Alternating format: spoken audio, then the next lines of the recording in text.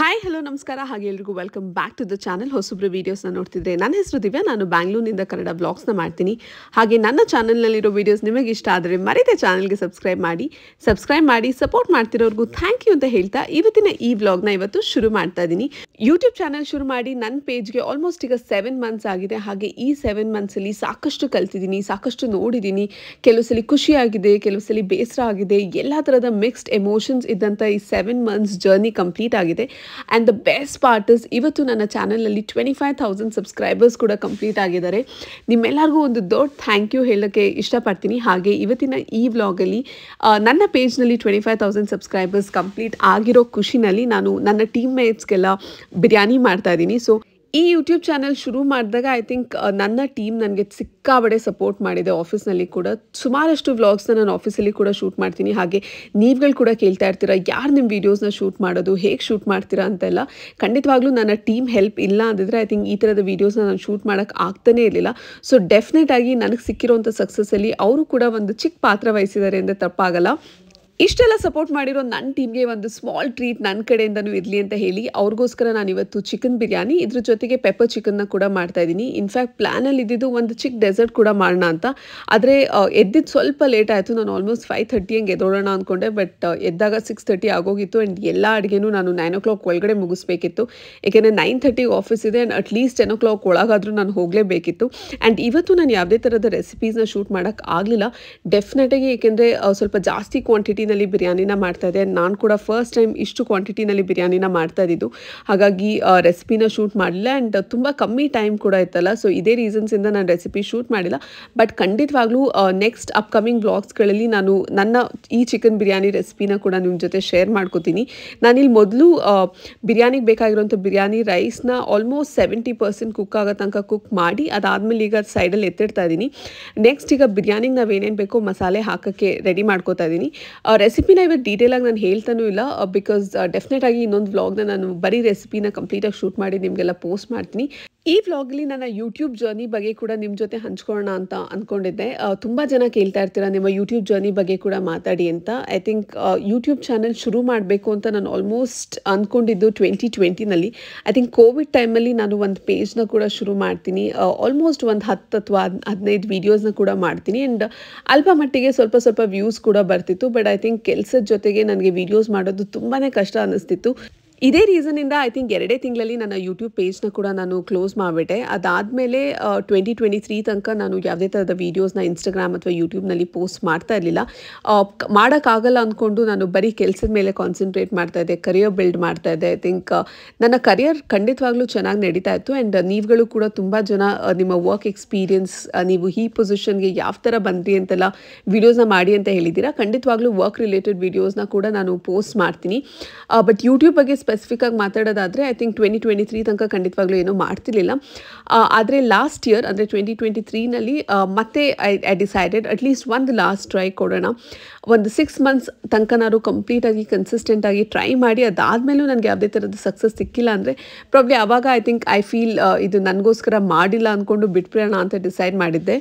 Full ಹೋಪ್ಸ್ನ ಇಟ್ಕೊಂಡು ನಾನು last year ಜೂನಲ್ಲಿ ಮತ್ತೆ ಯೂಟ್ಯೂಬ್ ಚಾನಲ್ನ ಶುರು ಮಾಡ್ತೀನಿ. ಆ್ಯಂಡ್ ಕನ್ಸಿಸ್ಟೆಂಟಾಗಿ ವೀಡಿಯೋಸ್ನ ಅಪ್ಲೋಡ್ ಮಾಡ್ತಿದ್ದೆ. ಶಾರ್ಟ್ಸ್ ಆಗಿರ್ಬೋದು, ಲಾಂಗ್ ವೀಡಿಯೋಸ್ ಆಗಿರ್ಬೋದು, ಎರಡನ್ನೂ ಅಪ್ಲೋಡ್ ಮಾಡ್ತಿದ್ದೆ. ಬಟ್ ಇಷ್ಟರಾಗೆ ನನ್ನ ಇನ್ಸ್ಟಾಗ್ರಾಮಲ್ಲಿ ತಕ್ಕ ಮಟ್ಟಿಗೆ ಫಾಲೋವರ್ಸ್ ಇದ್ದರು. ಸೊ ಅಲ್ಲಿಂದ ಕೂಡ ಕೆಲವು ಜನ ನನ್ನ ಯೂಟ್ಯೂಬಲ್ಲಿ ನೋಡೋಕ್ಕೆ ಶುರು ಮಾಡಿದ್ರಿ. ಆ್ಯಂಡ್ ಸ್ವಲ್ಪ ವ್ಯೂಸ್ ಕೂಡ ಬರೋಕ್ಕೆ ಶುರು ಆಯಿತು. ಬಟ್ ಐ ಥಿಂಕ್ ನನಗೆ ಆ ರೀಚ್ ಸಿಕ್ಕಿದ್ದು ನವೆಂಬರ್ ತಿಂಗಳಲ್ಲಿ. ನವೆಂಬರಲ್ಲಿ ಐ ಥಿಂಕ್ ನನ್ನ ಕಿಚನ್ ರಿಲೇಟೆಡ್ ವ್ಲಾಗ್ಸ್ ತುಂಬ ಜನಕ್ಕೆ ಇಷ್ಟ ಆಗೋಕ್ಕೆ ಶುರು ಆಯಿತು. ಸ್ಪೆಷಲಿ ಕಿಚನ್ ಮಿನಿ ವ್ಲಾಗ್ಸ್ಗೆ ತುಂಬ ಅಂದರೆ ತುಂಬ ವ್ಯೂಸ್ ಬರ್ತಾಯಿತ್ತು. ಆ್ಯಂಡ್ ಎಲ್ಲರೂ ಇಷ್ಟಪಡ್ತಾ ಇದ್ರಿ. ಇದರಿಂದ ಸಬ್ಸ್ಕ್ರೈಬರ್ಸ್ ಕೂಡ ಜಾಸ್ತಿ ಆದ್ರಿ. ಐ ಥಿಂಕ್ ಇಲ್ಲಿಂದ I am definitely seeing a growth. And ತುಂಬ ಖುಷಿ ಆಗುತ್ತೆ. ಐ ಥಿಂಕ್ ನಾವು ಪಡೋಂಥ ಹಾರ್ಡ್ ವರ್ಕ್ಗೆ ಒಂದು ರಿಸಲ್ಟ್ ಸಿಕ್ಕಿದಾಗ I think that's a best feeling ಅಂತ ಹೇಳ್ಬೋದು. And coming back to the vlog, I think ಚಿಕನ್ನ ಎಲ್ಲ ಬಿರಿಯಾನಿಗೆ ಬೇಕಾಗಿರೋಂಥ ಚಿಕನ್ ಗ್ರೇವಿನ ಎಲ್ಲ ರೆಡಿ ಮಾಡಿದೆ. ಬಟ್ ಲಾಸ್ಟ್ ಮಿನಿಟಲ್ಲಿ ನಾನು ಆ ದೊಡ್ಡ ಪಾತ್ರೆಯಲ್ಲಿ ದಮ್ ಕಟ್ಟಬೇಕಿತ್ತು, ಆದರೆ ಪಾತ್ರೆದು ಮುಚ್ಚಳ ಸಿಗ್ತಾ ಇರಲಿಲ್ಲ. So it was again another problem ಬೆಳೆಯೋತು ಅಂತ ಹೇಳ್ಬೋದು. ಹಾಗಾಗಿ 2 ಚಿಕ್ಕ ಪಾತ್ರೆಯಲ್ಲಿ ನಾನು ದಮ್ ಕಟ್ತಾ ಇದ್ದೀನಿ. ಸ್ವಲ್ಪ ಅಡಿಷ್ನಲ್ ಕೆಲಸ ಕೂಡ ಆಯಿತು. ಇದ್ರ ಮಧ್ಯೆ ಆಫೀಸು ಕೂಡ ರೆಡಿ ಆಗಬೇಕಿತ್ತು. ಇವತ್ತಂತೂ ನನಗೆ ಆಗಿಡೋಷ್ಟು ಗಡಿಬಿಡಿ ಐ ಥಿಂಕ್ ಇನ್ಯಾವತ್ತೂ ಆಗಿಲ್ಲ ಅನಿಸುತ್ತೆ. ಏಕೆಂದರೆ ಮೊದಲೇದು ಇಷ್ಟೊಂದು ಕ್ವಾಂಟಿಟಿನಲ್ಲಿ ನಾನು ಯಾವತ್ತೂ ಮಾಡೇ ಇರಲಿಲ್ಲ. ಹಾಗೆ ಅದು ಸಿಗ್ತಿರ್ಲಿಲ್ಲ, ಅದು ಸಿಕ್ಕಿದ್ರೆ ಇದು ಸಿಗ್ತಿರ್ಲಿಲ್ಲ, ಇದು ಸಿಕ್ಕಿದ್ರೆ ಅದು ಸಿಗ್ತಿರ್ಲಿಲ್ಲ. ಸೊ ಸಿಕ್ಕಾಬಟ್ಟೆ ಗಡಿಬಿಡಿ, ಟೈಮ್ ಕೂಡ ಕಮ್ಮಿ. ಬಟ್ ಸಮ್ಹಾವ್ ಐ ಥಿಂಕ್ ಬಿರಿಯಾನಿನ ಆಲ್ಮೋಸ್ಟ್ ನಾನು 2 ಅಥವಾ 3 ಪಾತ್ರೆಗಳನ್ನ ಇಟ್ಟು ಚಿಕ್ಕ ಚಿಕ್ಕ ಪಾತ್ರೆಗಳಲ್ಲೇ ಈಗ ದಮ್ ಕಟ್ಟಿಸ್ತಾ ಇದ್ದೀನಿ.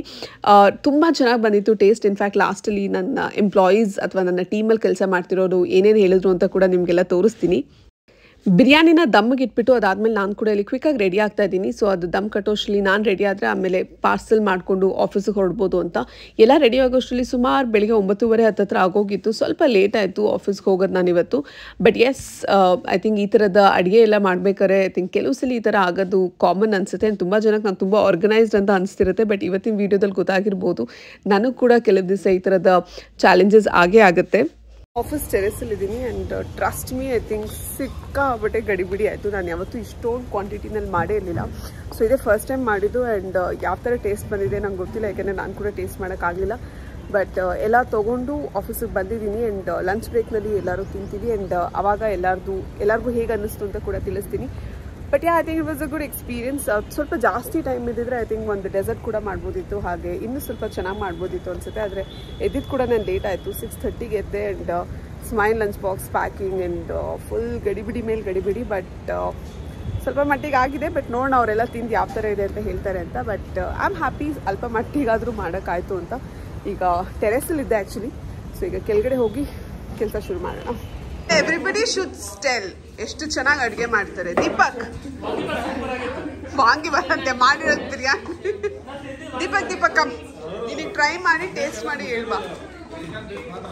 ಇಲ್ಲಿ ಯಾರು ಮಾತಾಡೋರಿಲ್ಲ, ಕನ್ನಡದಲ್ಲಿ ಮಾತಾಡೋರು ಬೇಕು. ಬಾ.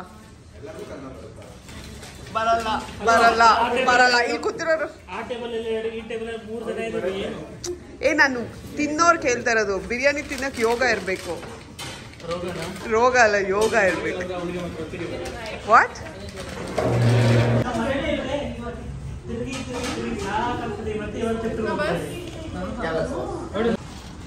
Gary is in full batting mode. Combination ನೋಡಿದ್ದು ಬ್ಲ್ಯಾಕ್ ಅಂಡ್ ವೈಟ್.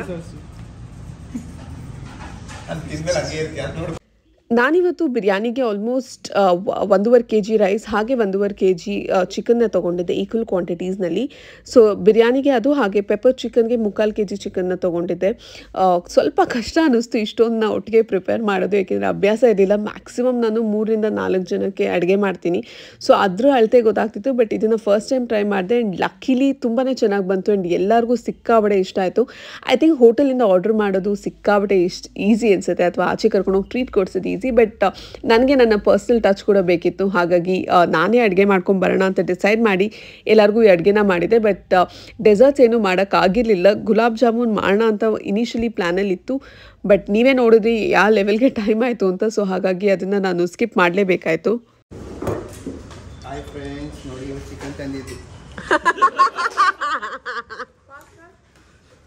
ಅಪ್ಪ, I am so scared to show Deepak. Last time ಒಂದು ವಿಡಿಯೋ ತಗೊಂಡಾಗೆ ನಾನು phone ದಬಾಕೋದು.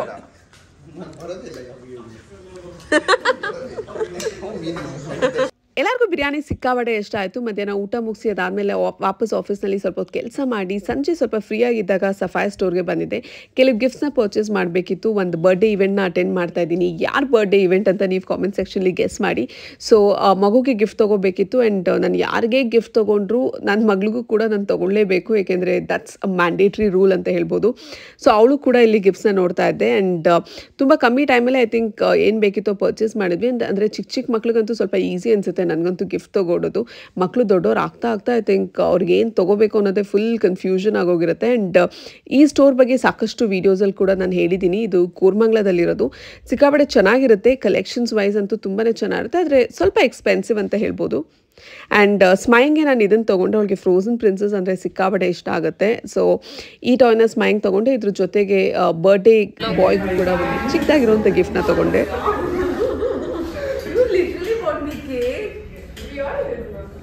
I mean, you matlab everybody. Not that okay, me. Thank you. I'm not issuing any variant. You just send me the my son a cake, but ನೀವು ಬರಬೇಕಿತ್ತು sir. ಬರೀ chicken ಪೀಸ್ನ ಪಕ್ಕಕ್ಕಿಟ್ಟು rice ತಿನ್ಬೋದು. Give a good reaction, Divya. Such good reaction. Actually, I saw her taking. I thought those were chocolates. But then I was saw me taking the bag. I purposely carried top because I didn't want to see. I don't you ನಾನು ಇದನ್ನ ಖಂಡಿತವಾಗ್ಲೂ ಎಕ್ಸ್ಪೆಕ್ಟೇ ಮಾಡಿರಲಿಲ್ಲ. I think ನನ್ನ ಇಡೀ team ನನಗೋಸ್ಕರ cake ಕೂಡ ತಂದಿದ್ರು and it was a very lovely surprise ಅಂತ ಹೇಳ್ಬೋದು. ಈ ಥರದ thank you so much. No, he has got it. No, senior will give it. No. My sir can get biryani, ma'am. She should only eat it first. Now you eat, Gary. How big pizza? It's good, yeah. My recommendation. Oh, hello. You didn't even. Normally, every time it was me ordering. But I was not. ಮುಗಿಸಿ ಈಗ logout ಆಗ್ತಾ ಇದ್ದೀನಿ. ಸಿಕ್ಕಾಬಡೆ parcel luggage ಎಲ್ಲ ಇದೆ. So let's go home. ಅದಕ್ಕಿಂತ ಮುಂಚೆ ಸ್ಮೈಲ್ನ ಪಿಕ್ ಮಾಡಬೇಕು. So ಈಗ ಅಲ್ಲಿಗೆ ಹೋಗಿ ಅವಳನ್ನ ಪಿಕ್ ಮಾಡಿ ಅದಾದ್ಮೇಲೆ ಮನೆಗೆ ಹೋಗಿ ಆದರೆ ಜಿಮ್ಗೆ ಹೋಗ್ತೀನಿ, ಇಲ್ಲಾಂದ್ರೆ ಇವತ್ತು ಜಿಮ್ ಸ್ಕಿಪ್. ಸೊ ಹೋಗೋಣ. ಆಫೀಸ್ ಮುಗಿಸ್ಕೊಂಡು ಸ್ಟ್ರೇಟಾಗಿ ನೆಕ್ಸ್ಟ್ ನಾನು ಹೋಗಿದ್ದು RR ನಗರ್ಗೆ. ಇಲ್ಲಿ ಸ್ಮಯ ಕ್ಲಾಸಸ್ಗೆ ಬಂದಿರ್ತಾಳೆ ಆ್ಯಂಡ್ ನಮ್ಮಮ್ಮ ಕೂಡ ಇಲ್ಲೇ ಇರ್ತಾರೆ. ಸೊ ಏನೂ ಪ್ರಾಬ್ಲಮ್ ಇರಲ್ಲ. ಸೊ ಕೆಲವು ಸಲ ಲೇಟ್ ಆದರೂ ಕೂಡ ನಮ್ಮಮ್ಮ ನೋಡ್ಕೊತಾ ಇರ್ತಾರೆ. ಸೊ ಇಲ್ಲಿ ಸ್ಮೈಲ್ನ ಪಿಕ್ ಮಾಡಿ ವಾಪಸ್ ಮನೆಗೆ ಬಂದು ಅವಳು ತಂದಂಥ ಗಿಫ್ಟ್ನ ಕೂಡ ಕೊಟ್ಟೆ. ಐ ಥಿಂಕ್ ಇದಾಗಿತ್ತು ಇವತ್ತಿನ ವ್ಲಾಗ್. ಬಟ್ ತುಂಬಾ ಇಂಟ್ರೆಸ್ಟಿಂಗ್ ಆಗಿರೋಂಥ ವ್ಲಾಗ್ ಅಪ್ಕಮಿಂಗ್ ಡೇಸಲ್ಲಿ ಕೂಡ ಬರ್ತಾ ಇದೆ. ಸೊ ಮರಿದೇ ಚಾನಲ್ಗೆ ಸಬ್ಸ್ಕ್ರೈಬ್ ಮಾಡಿ. ಹಾಗೆ ಈ ವಿಡಿಯೋ ನಿಮಗೆ ಇಷ್ಟ ಆಗಿದ್ರಲ್ಲಿ ದಯವಿಟ್ಟು ವಿಡಿಯೋಗೆ ಒಂದು ಲೈಕ್ ಮಾಡಿ, ಕಾಮೆಂಟ್ ಮಾಡಿ. ಹಾಗೆ ನಾನು ನಿಮಗೆ ನನ್ನ ನೆಕ್ಸ್ಟ್ ವಿಡಿಯೋದಲ್ಲಿ ಸಿಗ್ತೀನಿ. Thank you so much for supporting. ಇದೇ ಥರ ಸಪೋರ್ಟ್ ಮಾಡ್ತಾ ಇರಿ. ಮತ್ತಷ್ಟು ಒಳ್ಳೆ ಕಾಂಟೆಂಟ್ಸ್ ಜೊತೆ ನಿಮ್ಮ ಮುಂದೆ ಬರ್ತಾನೆ ಇರ್ತೀನಿ. ಅಲ್ಲಿ ತನಕ ಟೇಕ್ ಕೇರ್ ಆ್ಯಂಡ್ ಬಾಯ್.